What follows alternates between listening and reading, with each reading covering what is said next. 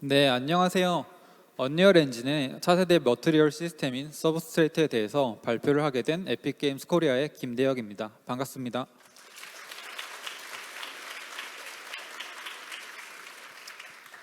사실은 서브스트레이트가 나온 지는 좀 되었는데 한글로 된 자료가 많지 않다 보니까 오늘 이렇게 언리얼 페스트 2024 서울에서 발표를 하게 되었습니다. 그래서 여러분들에게 좀 도움이 되었으면 좋겠습니다. 네, 그럼 바로 발표 시작하겠습니다. 네, 먼저 목차인데요. 제가 서브스트레이트 소개, 사용법, 그리고 한계에 대해서 말씀을 드리고 성능과 디버깅 부분은 에픽게임즈 코리아의 박창현 님께서 발표를 해 주시겠습니다.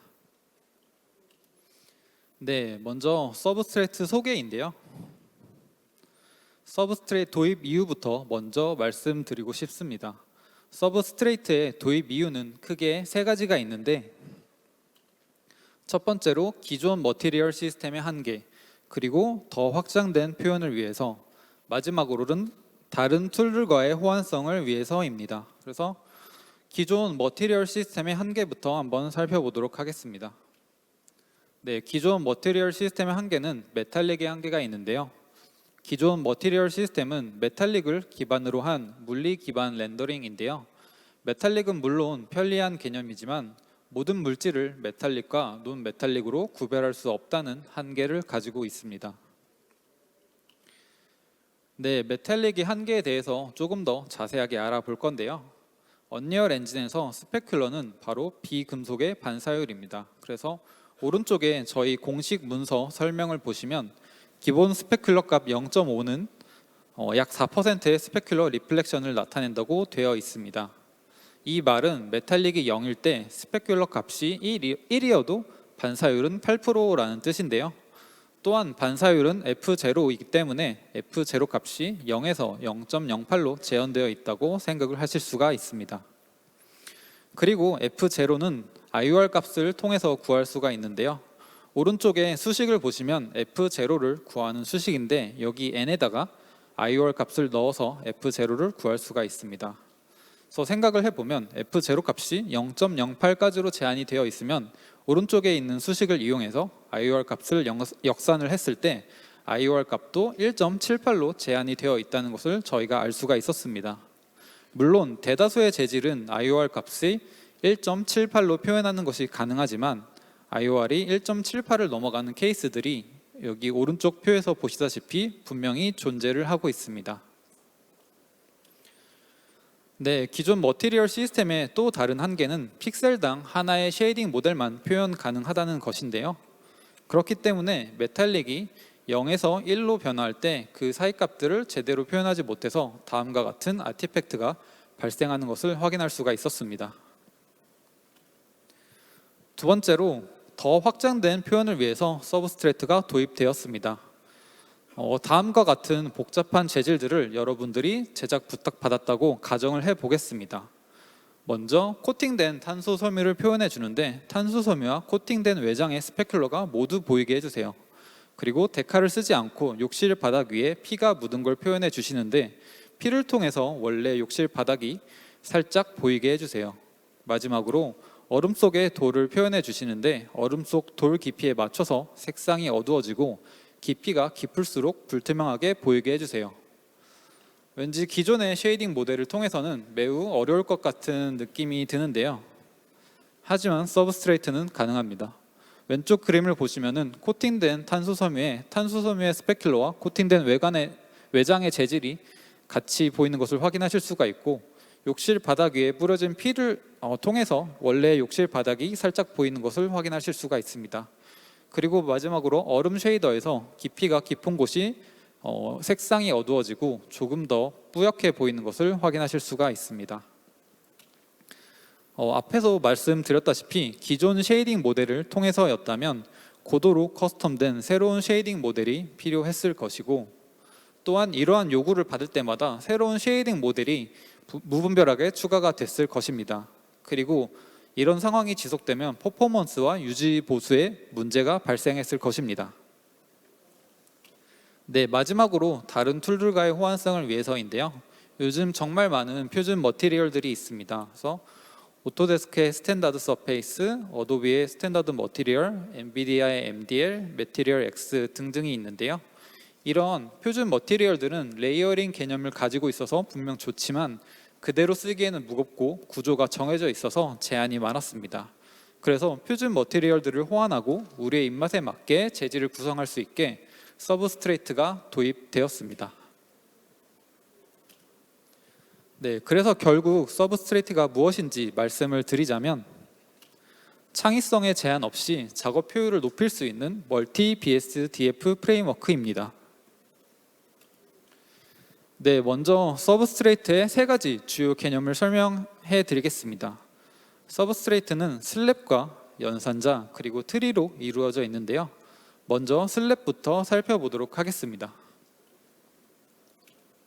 네, 슬랩의 사전적인 의미는 물리적인 단위를 쓰는 원칙적인 BSDF인데요. 서브스트레이트에서는 여러 가지 파라미터를 통해서 빛이 인터페이스에서 반사가 되는지, 매체에 흡수가 되는지, 통과하는지 또는 산란되는지 등을 결정하는 개념입니다.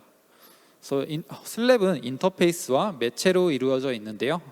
오른쪽 그림을 보시면 슬랩을 간단하게 표현한 건데 어떠한 재질이 있고 그 표면인 인터페이스와 그 아랫단인 매체로 이루어져 있는 것을 확인할 수가 있습니다.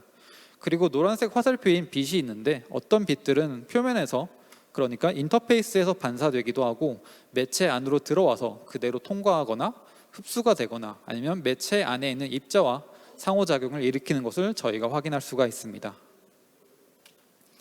네, 서브스트레이트의 슬랩 노드인데요. 여러 가지 인풋들이 있는데 이 인풋들을 매체와 인터페이스의 속성으로 구별을 할 수가 있습니다.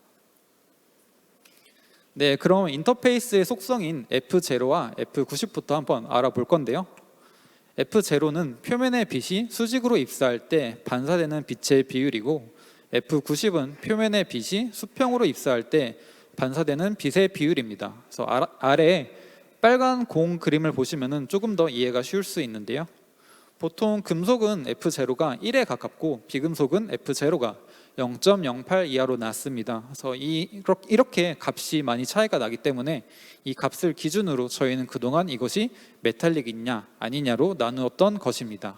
참고로 F90은 거의 모든 재질에서 1에 가깝습니다. 오른쪽 그림을 보시면은 위에는 F0에 111을 넣고 F90에도 111을 넣어줬습니다. 평범한 크롬볼처럼 보이는데요. 아래 그림을 보면 F0에는 011을 넣고 F90에 100을 넣어줬습니다. 그러니까 전체적으로는 푸르스름하게 보이지만 외곽 부분이 살짝 빨갛게 되는 것을 볼 수가 있었습니다. 다음은 러프니스와 애니소트로피인데요. 이 두 가지 개념은 기존 레거시 방식하고 크게 바뀐 것은 없습니다. 러프니스는 다들 잘 아시겠지만 표면의 거칠기이고 애니소트로피는 마이너스 1에서 1의 값을 가지며 양수일 때는 탄젠트 벡터를 따라서 스페큘러가 늘어나고 음수일 때는 바이탄젠트 방향을 따라서 스페큘러가 늘어납니다. 참고로 애니소트로피를 사용하실 때는 탄젠트에도 값을 넣어 주셔야 합니다. 다음은 세컨더리 러프니스인데요. 이건 서브스트레이트에서 새로 추가된 개념인데 기본적으로 언리얼의 스페큘러는 GGX를 따르지만 조금 더 꼬리가 긴 스페큘러를 표현하고자 할 때 사용이 됩니다. 이 현상은 헤지니스라고도 하며 헬퍼 노드가 잘 되어 있으니 헬퍼 노드 사용을 권장드립니다. 오른쪽 그림을 보시면은 러프니스만 있을 때와 세컨더리 러프니스를 추가했을 때 스페큘러가 다른데요. 세컨더리 러프니스를 추가했을 때 스페큘러의 꼬리가 조금 더 길고 풍부하게 보이는 것을 확인할 수가 있습니다. 참고로 세컨드 러프니스 웨이트 값에 1이 들어가면 기존 러프니스는 디퓨즈의 러프니스만 담당하게 됩니다. 네, 디퓨즈 러프니스에 대해서 조금 설명을 드릴 텐데요. 디퓨즈 러프니스는 세컨드 러프니스 웨이트가 1일 때 기존 러프니스를 통해서 조절이 가능합니다. 오른쪽 그림을 보시면 둘 다 디퓨즈한 매트한 재질이 있는데 러프니스 수치에 따라서 그 매트함의 정도가 차이가 있는 것을 확인하실 수가 있습니다. 러프니스가 1일 때는 러프니스 0일 때에 비해서 프레넬 효과가 살짝 흐려져서 조금 더 매트하게 보이는 것을 확인할 수가 있습니다. 참고로 금속 재질은 디퓨즈의 값이 거의 들어가지 않기 때문에 거의 영향을 받지 않고 있습니다. 다음은 퍼즈인데요. 표면이 매우 미세하고 부드러운 재질을 표현에 용이합니다. 그래서 벨벳이나 카페트, 스웨터와 같은 옷감과 이끼 같은 표현에서 많이 사용을 합니다. 다음은 글린트인데요. 글린트는 자동차 페인트나 눈같이 반짝이는 효과에 많이 사용을 합니다.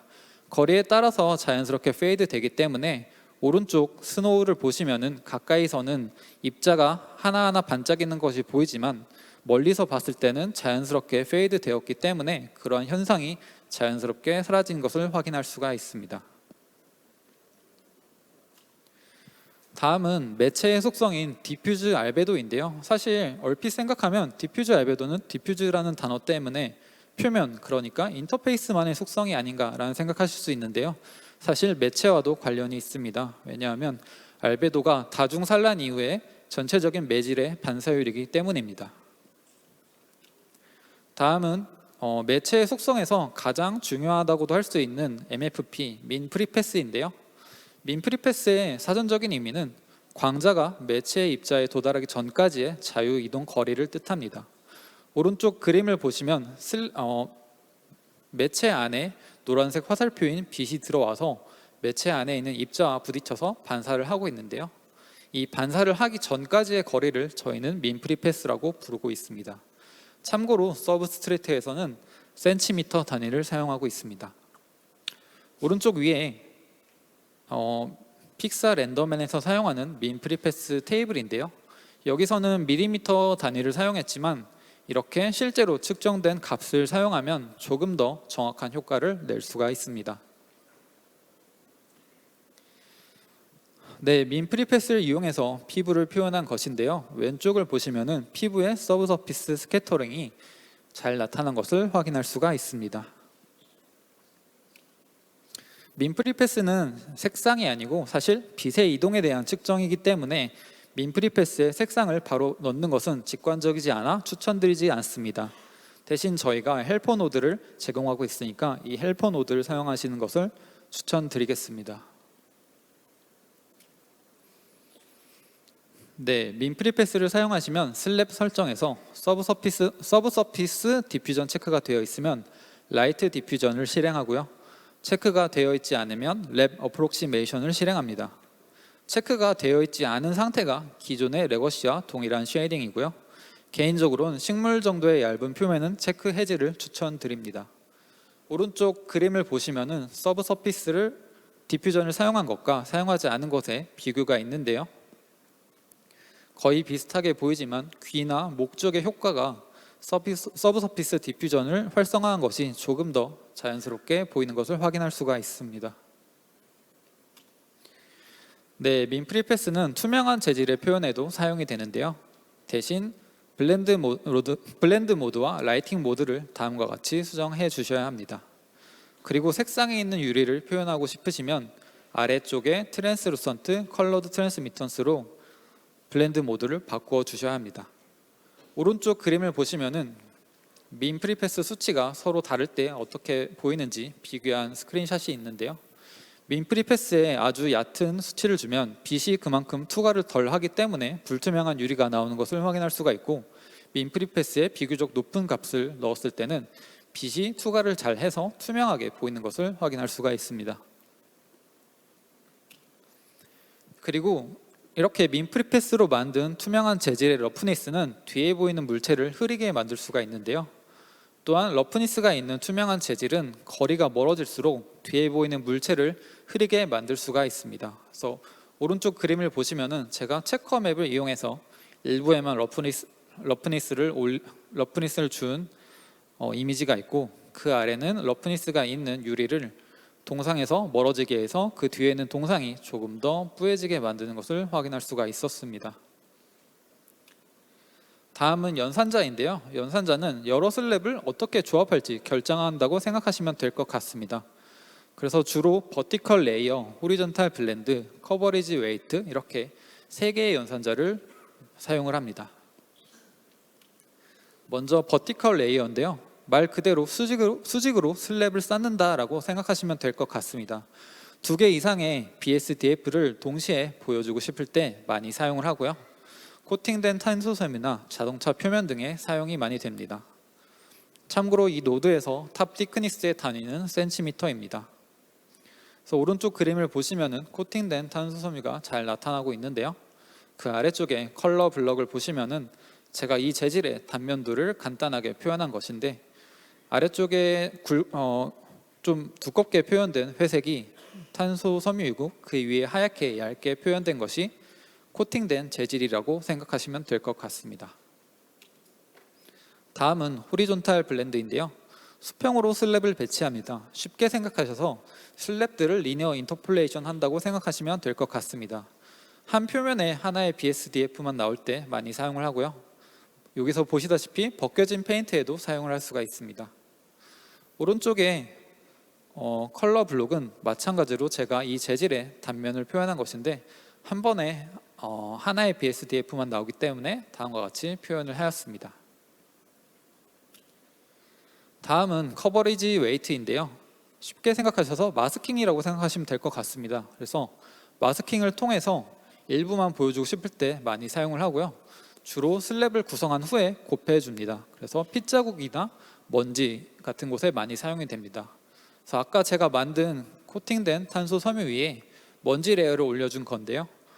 아래쪽에 컬러 블록들을 보시면은 아까 말씀드린 코팅된 탄소 섬유 컬러 블록 위에 먼지 레이어가 올라가 있는 것을 확인하실 수가 있습니다.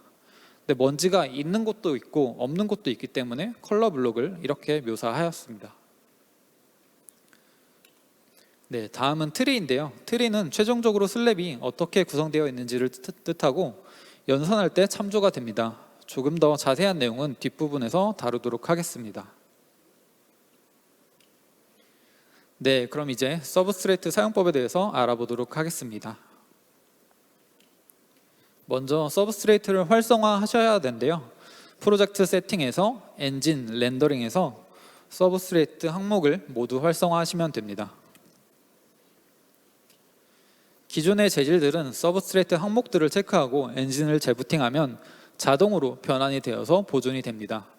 하지만 아직 실험 단계이니만큼 중요한 프로젝트라면 백업을 추천드립니다.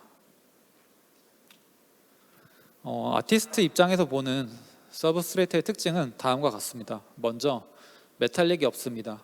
그리고 기존에 어려웠던 표현들 하기가 좀 용이해졌습니다. 마지막으로 새로운 용어들을 좀 알아야 합니다.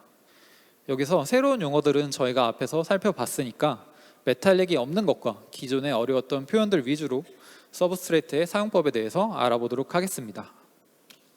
먼저 메탈릭이 없습니다. 그럼 금속 표현을 어떻게 하는지 궁금해하신 분들이 많을 텐데요. 사실 F0를 통해서 금속을 표현할 수가 있습니다. F0에 들어가는 값이 곧 금속의 색상인데요. 오른쪽에 금속의 컬러 테이블들이 있습니다. 그래서 이 색상들을 F0에 넣어주면 그대로 금속이 되는 건데요. 제가 만든 금으로 된 동상입니다. 보시면 F0에 컬러 값이 들어간 것을 보실 수가 있는데, 물론 앞에서 보던 표는 0에서 255의 범위라서 값이 다소 다르지만 결국 F0에 컬러를 연결했다는 것은 같습니다. 금속이기 때문에 디퓨즈에는 값을 넣지 않고 000을 넣어 주었습니다. 이렇게 F0에 값을 넣는 게 익숙하지 않으신 분들이 있을 것 같아서 저희는 헬퍼 노드를 제공하고 있는데요. 이 헬퍼 노드를 사용하면은 기존의 레거시 머터리얼과 똑같이 베이스 컬러, 메탈릭, 스페큘러를 통해서 금속을 표현할 수가 있습니다. 그러면 논 메탈릭은 어떻게 하는지 궁금하실 텐데요. 다행히도 기존과 비슷합니다. 디퓨즈 알베도에 베이스 컬러 텍스처를 입력하시면 됩니다. 그리고 F0로 반사율을 조절하시면 됩니다. 오른쪽에 보시면은 논 메탈릭에 반사율 표가 있는데 참고하시면 될 것 같습니다. 일반적인 동상을 매터리얼 구성해 본 건데요. 따로 바뀐 거 없이 디퓨즈 알베도에 베이스 컬러만 연결해 준 것이 특징입니다. 이제부터는 기존에 하기 힘들었던 효과들을 어떻게 서브스트레이트로 쉽게 할 수 있는지 알아보도록 하겠습니다. 먼저 이레드센트인데요. 비눗방울 효과라고도 합니다. 사전적인 의미는 표면의 미세 구조에서 파동의 간섭이 일어나서 생기는 광학적인 효과입니다. 기존 쉐이딩 모델에서는 내적이나 삼각함수 등을 통한 여러 수식들을 통해서 힘들게 구현하였다면 서브스트레이트에서는 쉽게 가능합니다.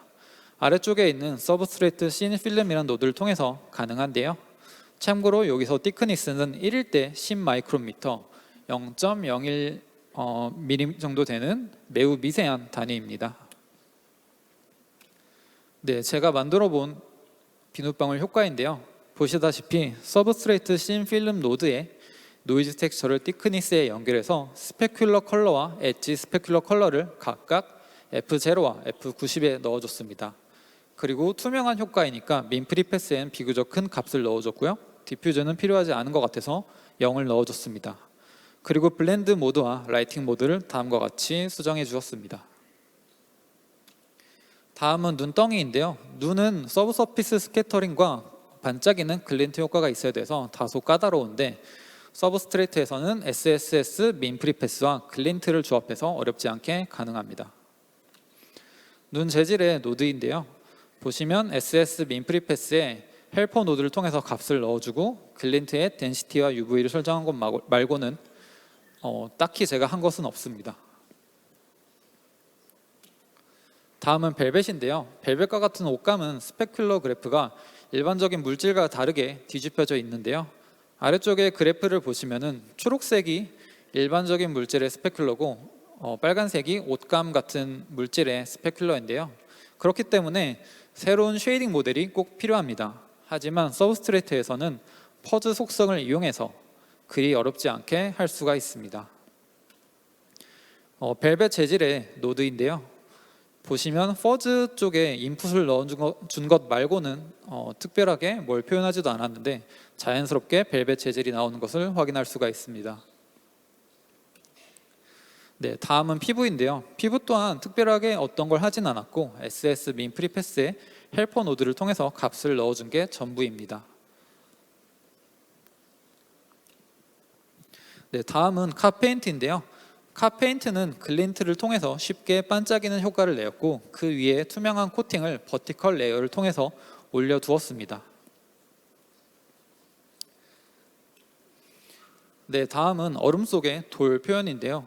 깊을수록 빛이 흡수되기 때문에 색상이 어둡게 보이고 깊을수록 빛이 산란되기 때문에 불투명도가 증가하는 걸 표현하였습니다. 네, 얼음 속 돌의 노드인데요.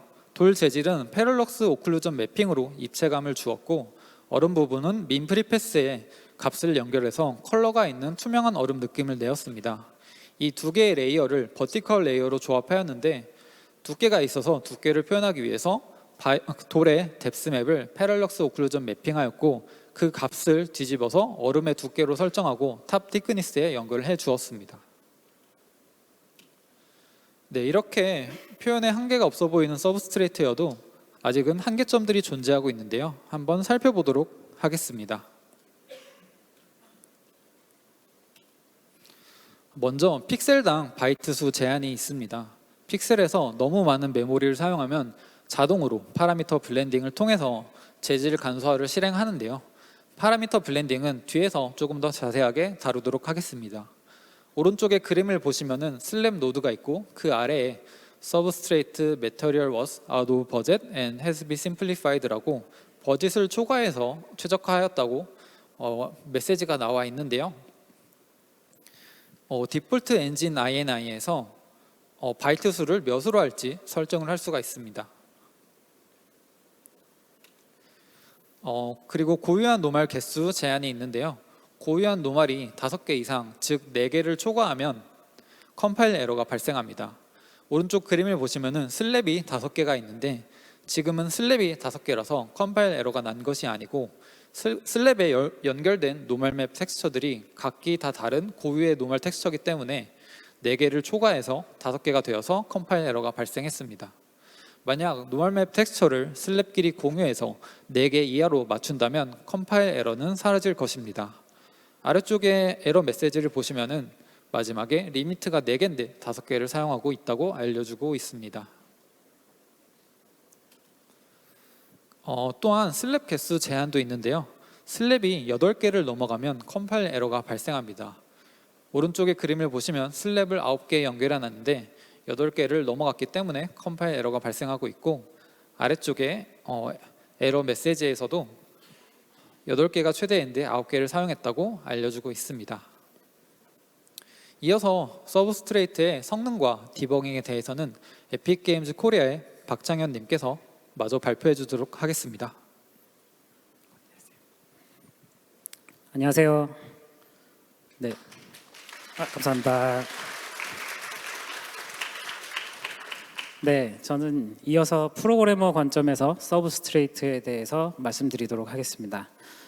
앞서 보신 것처럼 이제 서브스트레이트는 크게 이제 슬랩과 오퍼레이터, 그러니까 연산자, 그리고 이를 통해 생성된 트리 형태로 되어 있는데요. 이 트리를 가지고 이제 픽셀의 값을 계산하는 과정을 먼저 좀 알아야 될 것 같습니다. 그래서 이 과정을 알아야 어떻게 성능을 더 아낄 수 있는지 그런 것들을 계산할 수 있을 테니까요. 먼저 서브스트레이트는 크게 두 가지를 저희가 목표로 개발이 되었습니다. 하나는 방금 보신 것처럼 아티스트 분들에게 엄청난 표현의 자유를 주는 거죠. 그래서 이렇게 멋진 결과물도 만들어낼 수 있는 거고요. 또 하나는 성능 스케일을 제공하는 겁니다. 그래서 모바일부터 하이엔드 PC까지 하나의 서브스트레이트 재질만으로도 동작할 수 있는 방법이 저희는 필요했습니다. 이 동작 방식을 보면서 제가 이 부분에 대해서 집중적으로 말씀드리도록 하겠습니다. 먼저 저희는 죄송합니다. 먼저 저희는 머티리얼 그래프를 통해서 트리 구조를 만들 수 있습니다. 슬랩은 리프고요. 오퍼레이트는 노드, 연산자는 노드가 되는 형태인데요. 이곳을 보면 버티컬 레이어링된 재질이 있습니다. 슬랩 A, 슬랩 B 이렇게 관계를 트리로 표현하면 가장 오른쪽에 있는 저가 형태가 되는데요. 사실 리프 노드가 많아봤자 8개인 트리라서 그 트리 탐색 자체는 뭐 그렇게 어려운 건 아닙니다. 근데 정말 필요한 부분은 하나의 픽셀의 색을 결정할 때 이 트리의 노드들이 얼마나 그리고 또 어떻게 기여를 하느냐인데요. 이 기여도를 계산하기 위해서 저희는 클로저라는 개념을 사용하고 있습니다. 클로저는 그 내부에 가지고 있는 하나의 데이터 구조체인데요. 라이트 계산을 위한 파라미터와 다른 오퍼레이터의 영향력이 포함되어 있는 것들이 들어 있습니다. 그래서 예시를 보시면 슬랩 A는 최상단에 있어서 라이트를 바로 평가할 수 있는데 슬랩 B는 그 아래에 있어서 A를 통과하는 비트에 대해서만 평가를 해야 됩니다. 슬랩은 평가, 그러니까 계산된 후에는 클로저라는 데이터를 남기는데요. 이 각 노드의 클로저는 독립적으로 평가할 수 있어서 저희가 병렬 처리하도록 만들어 놨습니다. 클로저를 평가하면 이제 루미넌스 컬러가 나오게 되는데요. 이것들을 다 합쳐서 이 픽셀의 색을 결정하게 됩니다. 예제를 보면서 동작을 한번 보도록 하겠습니다. 이 예제는 탄소 섬유와 거친 금속 재질이 이제 수평으로 배치가 되어 있고 그 위에 컬러 코팅을 더한 재질입니다. 주요 개념을 이해하기 위한 부분이라서 과정은 되게 간략화 시켰는데요. 먼저 각 슬랩에 대해서 커버리지와 트랜스미턴스를 정의를 해줍니다. 다른 노드에 관계없이 해당 노드의 것만 먼저 보면 되는데요. 아주 직관적입니다. 그래서 탄소 섬유 같은 경우 당연히 불투명도니까, 그리고 전체를 감싸고 있기 때문에 커버리지는 당연히 1이고요. 투과율은 당연히 빵일 겁니다. 그 옆에 거친 금속도 마찬가지고요. 트랜스미턴스인 경우는 커버리지 똑같이 1이고요. 투과율은 이 재질만 따로 분리해서 볼 때 민 프리패스에서 얻어낸 값일 겁니다. 그리고 나서는 이제 연산자의 결과를 연산자 처리를 해주는데요. 연산자가 가지고 있는 커버리지와 트랜스미턴스, 그러니까 투과율을 결정해 주는데, 수평 연산은 당연히 불투명도 재질과 불투명한 재질을 합쳤기 때문에 결국 똑같이 저렇게 될 것 같고요. 수직 연산 같은 경우도 자식의 커버리지랑 트랜스미턴스를 모아서 판단하기 때문에 저렇게 똑같이 될 겁니다. 그런데 지금 클리어 코트 재질의 이제 값이 이제 사라졌잖아요. 이 값은 사실 생략되는 게 아니고요. 루트 노드의 경우에는 탑 정보와 하위 레이어 정보를 따로 관리하도록 구성이 되어 있습니다. 그래서 탑 레이어에 대한 특별한 관리가 따로 있는데요. 이곳에서 이 값을 보존하고 나중에 연산할 때 사용하도록 합니다. 이제 연산자까지 이제 값이 다 결정이 되면 이제 슬랩을 따라가면서 슬랩이 갖고 있는 빛에 대한 그 계산량을 판단을 하는데요. 저희는 그게 투 뷰 스루풋이랑 탑 트랜스미턴스 이렇게 계산이 되어 있습니다. 이건 간단하게 설명드리자면 카메라를 바라봤었을 때 이제 카메라에 이제 결국 그러니까 사람의 눈에 들어오는 그 반사돼서 나가는 빛의 양이라고 생각해 주시면 될 것 같고요. 그래서 이 픽셀이 얼마나 그 반사되는 양 때문에 색에 기여를 할 수 있느냐의 양이라고 생각해 주시면 될 것 같습니다. 네, 클리어 코트는 당연히 최상위 레이어라서요. 슬랩의 값에 영향을 주거나 하진 않습니다. 네, 탄소 소묘 같은 경우는 지금 본인이 가지고 있는 허리즌탈 블렌드 웨이트 값, 가중치 값에 의해서 영향을 받고요. 당연히 밑에 하위 레이어이기 때문에 탑 레이어가 갖고 있는 투과율에 영향을 받습니다. 옆에 있는 금속도 마찬가지겠죠. 네, 이거는 굉장히 간소된 버전으로 이렇게 계산을 보여드린 거고요. 실제로는 이 트리워크 과정에서 더 많은 데이터를 계산하도록 되어 있습니다. 그래서 뭐 러프니스 값 따라서 죄송합니다. 러프니스 값에 따라서 하위 레이어의 뭐 스페큘러 샤프니스가 달라진다든지 하는 것들도 내부에서 계산을 따로 데이터를 갖고 있도록 되어 있습니다. 그럼 이제 이 서브스트레이트를 여러 가지 플랫폼에서 하나로만 표현을 하려면 어떻게 해야 될까요? 서브스트레이트에서 이제 가능한 건 가장 사실 가능한 것은 이렇게 복잡한 과정을 되게 단순화시키는 겁니다. 서브스트레이트 성능의 핵심은 결국 클로저이기 때문에 클로저가 많다는 것은 연산량이 많다는 거고 그만큼 느리다는 뜻입니다. 그래서 목표는 클로저 수를 줄이는 건데요. 먼저 조합적인 죄송합니다. 측면에서 클로저를 단순화시키는 것도 중요합니다. 이곳에 슬랩 3번을 보시면 하단에 S3이요. 다양한 형태로 이제 빛이 도달을 하는데요. 네, 먼저 제로와 2를 뚫고 오는 경우, 제로와 공기층을 지나서 3로 오는 경우, 뭐 공기층 지나서 바로 2에서 3로 오는 경우 이렇게 굉장히 다양한 방식이 존재할 텐데요. 그래서 저희는 이 인지적으로 차이를 최소화하면서도 슬랩당 하나의 클로저를 유지하기 위한 노력을 진행했고요. 또 앞서 들으신 그 파라미터 블렌딩을 통해서 오퍼레이터를 제거하면서 트리를 단순화시킬 수 있도록 했습니다.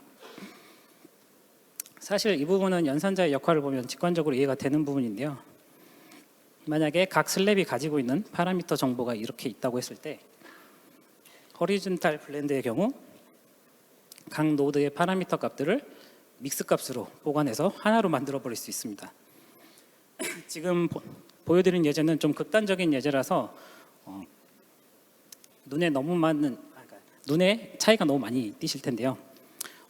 이 과정을 좀 더 보자면 현재는 최적화되지 않은 상황이지만 수평 블렌드를 했을 때 이 정도 퀄리티를 유지하고요. 최종적으로 루트에 하나의 슬랩만 남았을 때는 이 정도를 유지를 합니다.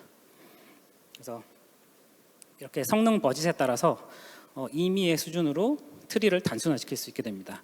뭐 이런 데는 모바일에서 쓰고 이 전 단계는 뭐 스위치에서 쓰고 그 전 단계는 PC에서 쓰고 뭐 이런 식이죠. 네, 그래서 머티리얼 에디터의 버티컬 레이어와 허리즌털 죄송합니다. 블렌드 노드에서 이 기능이 제공됩니다. 필요에 따라 아티스트가 자유롭게 선택하실 수 있고요. 또 성능 버짓에 한계를 넣으면 아까 보신 것처럼 강제로 진행이 되기도 합니다. 앞서 보셨던 죄송합니다. 트리 형태와 이 조합의 슬랩의 조합에 따라서 비주얼 차이는 크거나 작거나 할 수 있거든요. 그래서 그런 가능한 인지적으로 크게 문제가 없는 수준의 없는 재질에서만 이런 것들을 조합해서 사용하시길 바라겠고요. 그래도 만약에 성능 버짓을 맞추기 어렵다면 결국 퀄리티를 좀 떨어뜨리셔야죠. 서브스트레이트의 기능을 일부 걷어내는 것이 하나의 방법일 수도 있을 것 같아요. 저희는 크게 죄송합니다. 4가지로 머티리얼의 복잡도를 정의를 하고 있습니다. 사용하는 클로저스 그리고 피처에 따라서 구분이 되는데요. 당연하게도 심플이 가장 저렴하고요. 지금 이 복잡도는 머티리얼 에디터에 보시면 노드 상단에 저렇게 노출이 되는 걸 보실 수 있습니다. 그래서 아티스트 분들께서 작업하실 때 참고하시면서 사용하실 수 있도록 제공되고 있고요. 보시면 심플 슬랩만 사용된 재질의 경우에 픽셀 쉐이더 연산은 그렇게 크게는 늘지 않는 걸 보실 수 있네요. 이제 저희가 내부에서 테스트해본 성능 지표는 이렇습니다. 풀 스크린 머터리얼로 베이스 패스 그리고 라이팅 패스를 실행한 결과인데요. 일단 심플에서는 성능 차이가 크지 않습니다. 근데 그 다음에 서브스트레이트의 특별한 기능이나 뭐 복잡한 토폴로지의 재질을 사용했을 때 이제 문제가 생기는데요. 싱글에서는 아주 작은 오버헤드만 발생하는 걸 보실 수 있습니다. 0.03, 0.04 정도의 차이인데요. 이거는 포스트 프로세스랑 통신을 위해서 저희가 추가적인 버퍼를 생성하면서 데이터를 쓰기 때문에 발생하는 오버헤드고요. 컴플렉스 같은 경우는 기존 지부포로 해결이 안 되는 데이터를 전달을 해야 돼서 레이어를 추가적으로 증가시켜서 발생하는 부하입니다. 그래서 레이어가 증가할 때마다 그만큼 추가 데이터가 들어서 이게 비율적으로 상승하는 걸 보실 수 있죠.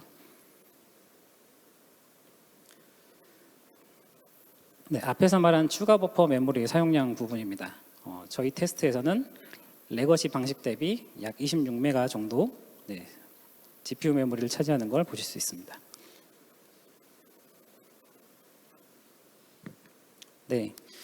저희는 에디터에서 문제들을 쉽게 파악할 수 있도록 죄송합니다. 서브스트레이트의 뷰 모드를 제공을 하는데요. 뷰포트의 뷰 모드 부분에서 찾으실 수 있습니다. 이 중 몇 가지를 소개해드려 볼게요. 일단 머티리얼 프로퍼티 기능은 마우스로 머티리얼을 포인팅하면 해당 픽셀에 영향을 주는 재질을 찾고 이 재질의 최종 패키징된 클로저 정보를 보여줍니다. 그래서 뭐 프로퍼티 값, 가중치 값, 사용하는 피처, 아까 말한 픽셀당 바이트 이런 것들을 머티리얼 굳이 열지 않고도 찾아보실 수 있도록 제공하고 있고요. 그리고 머티리얼 바이트 수라는 모드에서는 픽셀당 서브스트레이트 머티리얼의 메모리를 시각화해서 보여주고 있습니다. 그래서 몇 바이트 썼냐에 따라서 다른 컬러가 이렇게 칠해져 있고요. 머티리얼 분류에서는 녹색, 노랑, 빨강, 보라 순으로 머티리얼의 복잡도를 표현을 해줍니다. 그리고 머티리얼 수에서는 BSDF 수에 따라서 시각화해서 보여주는데요. BSDF가 하나여도 죄송합니다. 글린트를 쓰면 컴플렉스 스페셜 머티리얼이거든요. 그래서 이 두 가지를 같이 쓰면서 이제 씬에 있는 복잡한 재질을 찾으실 때 사용하시면 될 것 같습니다. 그리고 머티리얼 에디터에서도 서브스트레이트용 창이 추가가 되었는데요. 서브스트레이트의 컴파일과 관련된 세부적인 정보를 보여주고 있고요. 또 임의로 최적화를 시켰을 때 어떻게 보이는지 프리뷰에서 확인하실 수 있는 정보도 제공하고 있습니다. 그래서 개발하시는 과정에서 미리미리 최적화 단계에서 어떤 느낌일지를 체크해 보실 수 있는 거죠.